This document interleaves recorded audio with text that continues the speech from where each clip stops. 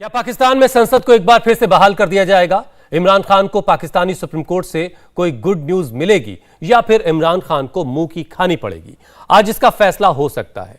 थोड़ी देर में पाकिस्तान की सुप्रीम कोर्ट में संसद भंग करने के खिलाफ याचिका पर सुनवाई शुरू होगी। सुप्रीम कोर्ट में सुनवाई का आज तीसरा दिन है और माना जा रहा है कि आज कोई बड़ा फैसला आ सकता है। इससे पहले सुप्रीम कोर्ट ने संसद की कार्रवाई का रिकॉर्ड मांगा।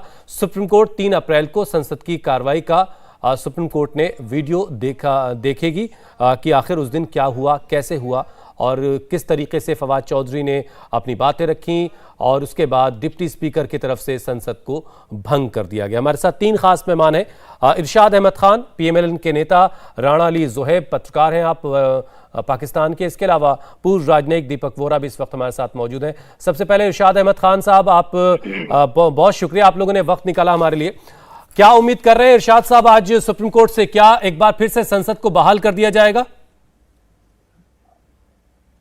बहुत शुक्रिया। मैं ये कहूंगा कि इंसाफ का बोलबाला होगा और अदालतें अल्हम्दुलिल्लाह हमारी पाकिस्तान की अदालतें फैसला करेंगी जो भी आवाम के हक में, मुल्क के हक में, और जो इंसाफ कहता है वो फैसला होने जा रहा है। इंशाल्लाह एक तारीख बदलेगी और तारीख बदलने से मुल्क में खुशहाली आएगी। मैं ये समझता हूँ कि जो भी होगा अच्छा होगा और हम अच्छे की उम्मीद रखते हैं हमेशा। तो लेकिन जो कुछ हो रहा है वहाँ इस वक्त, जो एक्स वज़रा जो कर रहे हैं वहाँ हमारे के साथ, वो भी ज्यादती कर रहे हैं। अभी फवाद चौधरी साहब जो बदतमीजी कर रहे थे सारे मीडिया के साथ, वो भी आपने देखा, पूरी दुनिया ने देखा। ये अच्छा असर नहीं छोड़ा जा रहा, ये बुरी बात है। लेकिन चूंकि घबराहट में इंसान कुछ ना कुछ तो तोड़ फोड़ करता है, ये तोड़ फोड़ ही कर रहे हैं। तो अकल आएगी तो ठिकाने आ जाएगी। अकल भी इंशाल्लाह, वक्त थोड़ा सा घंटा 1.5 घंटा है, तो देखते हैं क्या होता है। अदालत इंशाल्लाह इंसाफ देगी। ज़ुहैब, इससे पहले हमने फवाद को यहां तक कहते देखा कि विपक्ष के नेता अपने घरों में महफूज नहीं रहेंगे। आज वो पत्रकारों पर नाराज हो गए। क्या खबर मिल रही है, ऐसा क्या हुआ था कि पत्रकारों पर भड़क बैठे?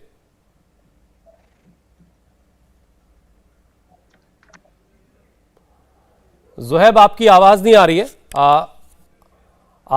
आप अनम्यूट कीजिए खुद को। अब आवाज आ रही है? जी, आवाज आ गई आपकी।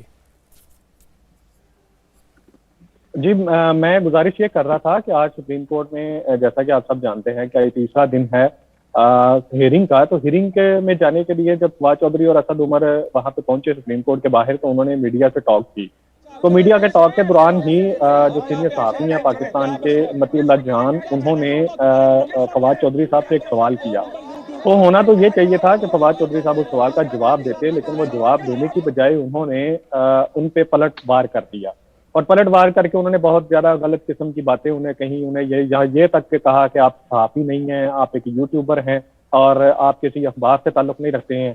तो मुझे नहीं लगता कि, लेकिन यहाँ पे भी एक बात मैं करना चाहूंगा कि फवाद चौधरी साहब और पीएम साहब के जो स्पेशल एडवाइजर है शहबाज गिल साहब, ये 2 वाहिद हमारे पाकिस्तानी सियासत के चेहरे हैं कि जो मीडिया को लेके जिनका तासुर अच्छा नहीं है, जिनका सहाफ़ियों के साथ इंटरेक्शन अच्छा नहीं रहता है।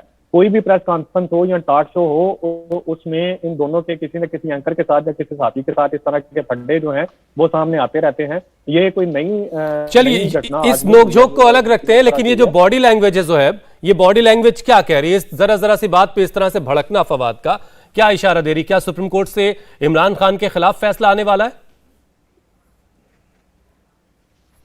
देखिए, बॉडी लैंग्वेज से एक्चुअली उनका उनकी रगों के अंदर ना, उनके बॉडी लैंग्वेज उनकी ये शो करती थी कि वो कहीं ना कहीं पे अपने आप को बादशाह समझ बैठे थे। वो ये समझते थे कि हम जमहूरियत नहीं, बादशाहत पाकिस्तान के अंदर रूल कर रहे हैं, कि हमारी जो भी बात हो, हमारा जो भी एक्ट हो, उस पर कोई भी पाकिस्तानी आम शहरी या अपोजिशन वाले या कोई सहाफ़ी या मीडिया, कोई भी जो है इस पे किसी किस्म का रद्द अमल नहीं दे सकता। तो जब उनको इस तरह के रद्द अमल मिलता है ना, चाहे वो मीडिया की तरफ से मिले या लोगों की तरफ से मिले या अपोजिशन पार्टीज की तरफ से मिले, तो ऐसा लगता है कि उनकी अना को ठेस पहुंचती है। तो इस अना की ठेस के चक्कर में ना वो आपे से बाहर हो जाते हैं, गुस्से में आ जाते हैं। और उनका ये जो रवैया है, ये वाकई काबिले तशवीश है हम सब के लिए, बल्कि पूरे पाकिस्तान के लिए, मीडिया के लिए खासतौर पे, क्योंकि उनके जो मामला है ना वो मीडिया के साथ भी अच्छे नहीं रहे हैं आज से पहले भी। दीपक वोरा साहब, नजर हमारी भी यानी हिंदुस्तान की भी बनी हुई है। बता दूं कि मुझे ये नहीं लगता कि सुप्रीम कोर्ट से इमरान खान को कोई किसी किस्म का रिलीफ इस सेंस में मिलेगा कि जो डिप्टी स्पीकर ने फैसला किया है वो बिल्कुल ठीक ही है। हमें जो नजर आ रहा है वो ये आ रहा है कि सुप्रीम कोर्ट एक फेयर जुडिशियल कमीशन की तरफ जाएगा, एक इंक्वायरी कमेटी वो बना सकते हैं, JIT बना सकते हैं कि ताकि इस चीज का सही तरह से इन्वेस्टिगेशन हो सके, इंक्वायरी हो सके। इरशाद साहब, जैसे जोहैब कह रहे हैं कि कोई किसी कमेटी की तरफ इशारा कर रहे हैं कि कोई ज्वाइंट पार्लियामेंट्री कमेटी जैसी चीज का गठन हो सकता है, फॉर्म की जा सकती है सुप्रीम कोर्ट की तरफ से। अगर ऐसा कुछ होता है तो ये आपको कितना कबूल होगा, और आप जिस तरह से आप लोग चाह रहे थे अविश्वास प्रस्ताव लाने को, उस तरफ आप कितना बढ़ पाएंगे अगर ऐसा होता है तो? नहीं, अदालतें जो सुन रही हैं, सुनने का मतलब क्या होता है कि उसको फैसला, और अगर उन्हें लगेगा कि एक जॉइंट इंक्वायरी होनी चाहिए तो करनी चाहिए, कोई मसला नहीं है उसमें। हमें जल्दबाजी नहीं है, हमारे मुल्क का मामला है, हमारी आवाम का मामला है, हम इसमें हमें कोई जल्दी नहीं है। हमें ये नहीं है कि मैं वही कल आपके प्रोग्राम में कहा था, हम शेरवानी पहनने नहीं आए थे, हम उतरवाने आए थे इन लोगों की, तो वो उतर चुकी अभी, लेकिन इनको महसूस यही हो रहा है कि इनके जिस्म से लिपटी हुई है अभी तक वो।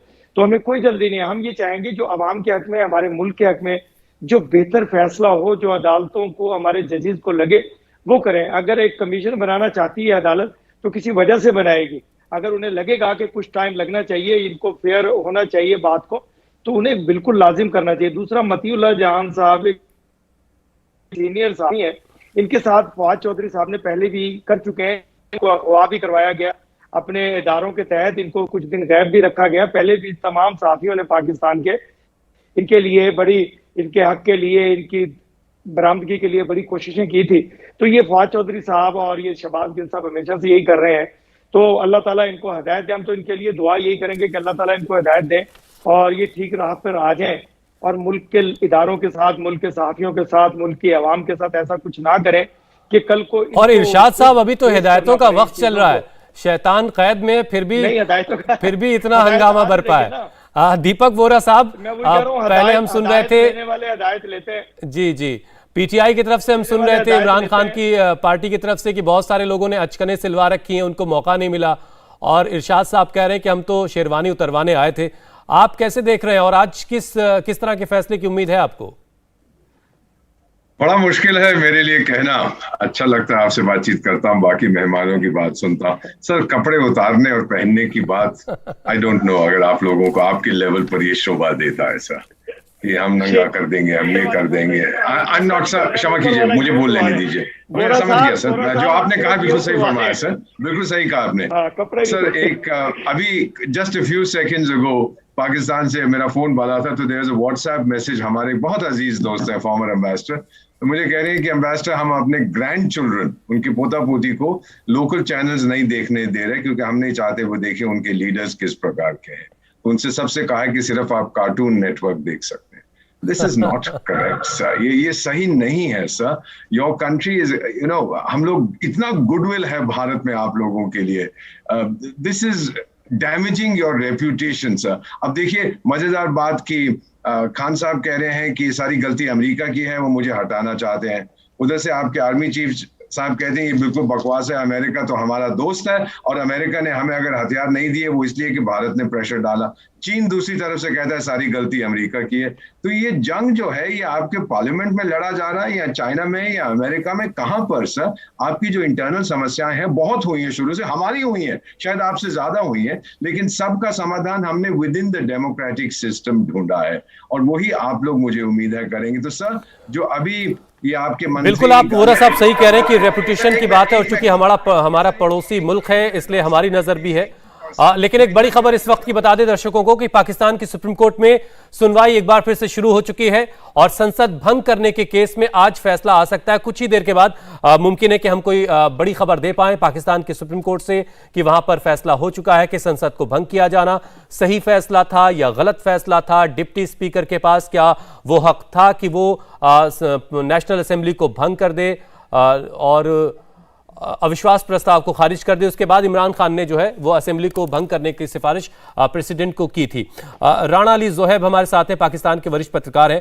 जोहैब, रशिया ने जो एक बात कही कि इमरान खान ने आकर मुलाकात की और इस बात को उन्होंने एंडोर्स किया कि इसकी सजा एक तरह से इमरान खान को मिल रही है, ये बात इमरान खान के कितने फेवर में जा सकती है, जाती हुई दिख रही है आपको? हुसैन, आपकी आवाज कट गई है, मैं आपका सवाल नहीं सुन पाया हूं। आप काइंडली जोहेब, अगर मैं ये कह रहा हैं तो हूं, जिस विदेशी साजिश का बार बार जिक्र हो रहा था, उसी हवाले से एक रिपोर्ट जिसमें यह कहा गया कि रशिया एंडोर्स कर रहा है कि इमरान खान का रशिया जाना, पुतिन से मुलाकात करना वो पसंद नहीं आया और इसकी सजा इमरान खान को मिल रही है। तो ये बात क्या पाकिस्तान की अदलिया में, वहां की अदालत में भी कोई मायने रखती है, कोई हैसियत रखती है? इमरान खान को इसका कितना फायदा मिलेगा? देखिए, मैं ये समझता हूं कि जो डिप्लोमेटिक एक मीटिंग्स होती हैं या डिप्लोमेटिक जो एक स्टेटमेंट्स हैं, उनका अदालतों में किसी किस्म का कोई असरअंदाज उनका अदालतों में होना हमारे लिए कोई मायने नहीं रखता। देखिए, अदालत, आपको भी पता है, हमें भी पता है, अदालत एक चीज मांगती है, वो मांगती है सबूत आपको अदालत में एक हार्ड कॉपी के अंदर पेश करना पड़ता है। कोई अपनी जुबान से क्या कह रहा है, क्या नहीं कह रहा है, इसका अदालत को उससे कोई लेना देना नहीं है।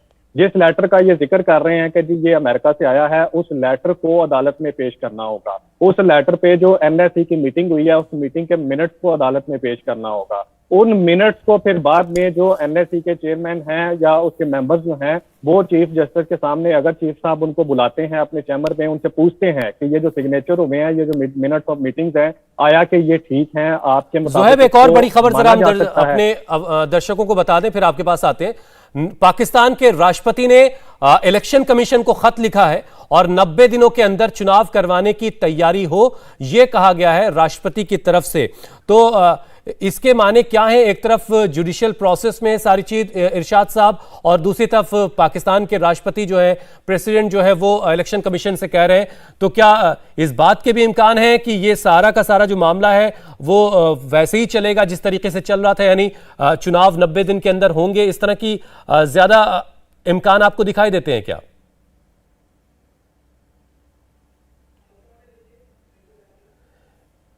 इरशाद साहब, आप मुझे सुन पा रहे हैं और आपकी आवाज मुझ तक नहीं आ रही है। जी, क्या कह रहे हैं आप? मुझे सुना नहीं, मैं कोई बिजी हो गया था। इरशाद साहब, मैं ये कह रहा हूं कि एक तरफ सुप्रीम कोर्ट में अभी सुनवाई चल रही है, दूसरी तरफ राष्ट्रपति साहब ने खत लिख दिया इलेक्शन कमीशन को कि इलेक्शन करवाने के लिए तैयार रहिए 90 दिनों के अंदर। इसके क्या मायने? अभी कुछ वक्त इंतजार कर सकते थे जब तक सुप्रीम कोर्ट का फैसला नहीं आ जाता। देखिए, जब मुल्क के खिलाफ साजिश करनी हो अंदरूने खाना बैठ करके, तो इसी तरह होते हैं। मतलब उनको तो ये इंतजार है ही नहीं है अदालत का। अदालत का इंतजार तो आवाम को है और पीडीएम को है पूरी को। वो तो ये चाह रहे हैं, ये जो पार्टी इस वक्त बैठी हुई है, वो तो चाह रहे हैं मुल्क में इंतशार पहले किसी भी जरिए से, किसी भी तरीके से, किसी भी वजह से, लेकिन वो इसमें कामयाब हो नहीं रहे हैं क्योंकि आवाम को इंटरेस्ट नहीं है अब इस पार्टी के साथ। पूरी आवाम इस वक्त नजरें लगाए बैठी है सुप्रीम कोर्ट के फैसले पर और इंतजार हो रहा है आवाम की फलाह के लिए। लेकिन ये चाह रहे हैं कि आवाम किसी भी तरीके से सड़क पर निकले, तोड़ फोड़ करे, गाड़ियां तोड़े, जलाओ घिराव करे। ऐसा कुछ होने वाला है नहीं पाकिस्तान में। पाकिस्तान की जो हालत जो आवाम की कर चुकी है गवर्नमेंट, उसमें तो उनमें सख्त नहीं है कि बेचारे अफ्तारी का सामान खरीद लें इस वक्त। तो वो अपनी अफ्तारी के और उसके चक्कर में है। लोग ये चाह रहे हैं कि सड़कों पर आओ, जलाओ घिराव करो। चलिए, अफ्तारी का इंतजाम अगर ना हो पाए तो इरशाद साहब आप उसका इंतजाम करवा दीजिएगा। जोहेब, जरा ये समझाइए, जिस रेपुटेशन का जिक्र दीपक वोरा साहब कर रहे थे, एक तरफ तो इमरान खान ने थोड़ा सा अमेरिका की जानिब अपना रुख पहले के मुकाबले बेहतर किया, लेकिन साथ में यह भी कह दिया कि अमेरिका उनकी इज्जत नहीं करता। तो ये बात पूरे पाकिस्तान के लिए एक तरह से रेपुटेशन को खराब करने वाली बात नहीं लगती है?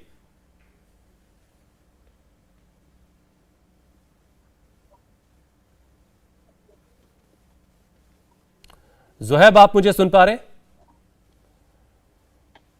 और आप लोग जी, अच्छा, मुझे यह था कि शायद आपने ये क्वेश्चन किसी और से किया, क्योंकि आज मेरे ख्याल से आपके सिस्टम में जी, मैं ये कह रहा हूं इशू है कि आपकी जोहेब, मैंने ये कहा कि इमरान खान ये कहते हैं कि अमेरिका उनकी इज्जत नहीं करता। उनकी इज्जत नहीं करता मतलब पाकिस्तान की इज्जत नहीं करता। तो ये बात कितनी इसको पाकिस्तान की अवाम ने कैसे लिया? देखिए, पाकिस्तान की अवाम में मैंने एक दफा पहले भी इस पर गुजारिश की थी कि जो राय है वो दो राय हैं पाकिस्तान की अवाम के अंदर पाए जाते हैं। देखें, जो तो पाकिस्तान तहरीक-ए-इंसाफ के सपोर्टर्स हैं, वोटर्स हैं, जो उस पार्टी से जुड़े हुए हैं और जो ये समझते हैं कि इमरान खान ने अमेरिका के खिलाफ बोल के या अमेरिका के सामने खड़े होकर अच्छा काम किया है, वो तो डेफिनेटली उसकी राय का एहतराम भी करते हैं और यही समझते हैं कि इमरान खान जो कह रहे हैं वो ठीक कह रहे हैं। इसमें अमेरिका और पाकिस्तान की इज्जत जो है वो नहीं करता।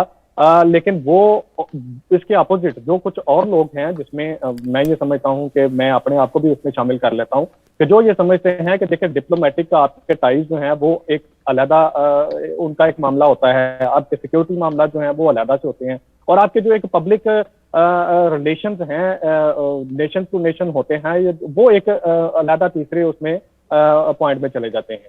तो मुझे नहीं लगता कि इस तरह की कोई हार्ड किस्म की या हार्श किस्म की उनकी पॉलिसी जो है वो पाकिस्तान के लिए हो सकती है, जब उस वक्त में जब पाकिस्तान के तमाम सिक्योरिटी के मामला जो हैं वो उनके साथ डीलिंग्स हो रही हों, उनके साथ हमारी एक्सरसाइजेज हो रही हों, या उनके साथ हमारे बहुत से मामला, तो जैसे ये कोविड आया और कोविड में अमेरिका ने वैक्सीन को लेके हमें बहुत ज्यादा हेल्प किया, बल्कि हमारे साथ बाकी भी जो देश थे उनको भी हेल्प किया। तो कहीं ना कहीं पे शायद चलिए दो राय है इस बात को लेकर के। वोरा साहब, आपने एम्बेसडर की जिम्मेदारी निभाई है, आप मुल्कों से मुल्कों के रिश्तों को समझते हैं, आप कैसे देख रहे हैं कि अमेरिका जो है वो खासतौर से इमरान खान के लिए उसका रुख कैसा है?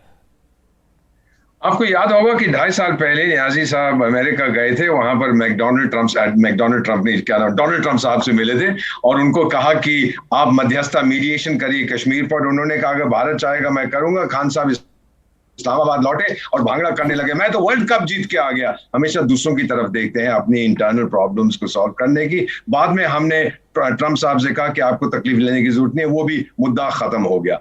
ये चीजें होती है सर। एक तरफ आप उनके दौड़ते हैं उनके पास कि बड़े भाई आप कुछ करो, जब बड़ा भाई कुछ नहीं करता तो आप कहते हैं आप तो गद्दार हैं, चोर हैं, डाकू हैं, गुंडे हैं। अब वो हम उस लेवल पे पहुंच गए हैं जहां पर कहते हैं अमेरिका हमारा दोस्त नहीं है। फिर ये कहते हैं मैं रूस गया था इसलिए अमेरिका नाराज हो गया। अमेरिका नाराज हुआ था पिछले साल अगस्त में, जब अफगानिस्तान में तालिबान की हुकूमत आई थी और आपने सर, आपके लीडर्स ने ये कहा था फिर से लिबरेशन हो गई है अफगानिस्तान के लोगों की।